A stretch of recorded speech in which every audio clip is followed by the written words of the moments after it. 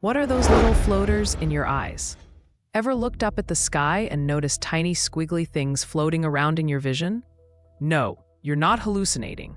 And no, they're not actual bugs. Those little shapes are called floaters, and they're basically shadows inside your eyes. Here's what's really happening. Your eyeball is filled with a clear, jelly-like substance called the vitreous humor. It helps keep your eye round and your retina in place. Over time, some of the collagen fibers in that gel can clump together or break apart. Those clumps block a bit of light, casting tiny shadows on your retina. And that's what you see drifting around when you look at something bright, like the sky or a white wall. They move when you move your eyes because, well, they're literally floating in there. Floaters are super common, especially if you're nearsighted, older, or spend a lot of time staring at screens.